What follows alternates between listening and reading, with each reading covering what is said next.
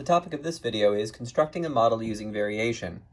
I wanted to provide some context for why the previous problem might be useful to someone in a real-world situation.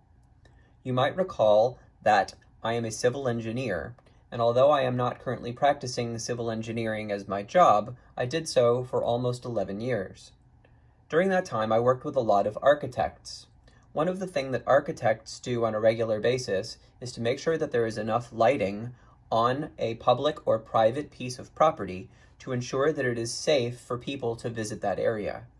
A really easy example to understand this would be a parking lot at night.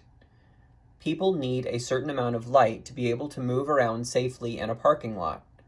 Parking lots often have curbs and places where it would be easy to trip if you were not able to see where you were going.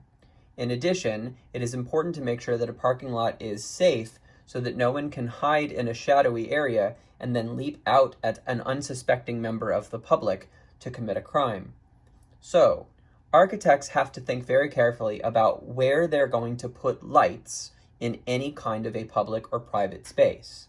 They use the idea that the intensity of light varies inversely with the square of the distance in order to determine where to put the lights and how many lights they need. There are certain safety requirements that ensure that a certain amount of intensity or brightness of light must be located everywhere that a person might travel on a particular piece of property. Now, do you think that each light is calculated by hand? No. These are all put into a computer, but the computer has to be programmed with the equation I equals k over d squared. And for each different type of light source, the value of k is different.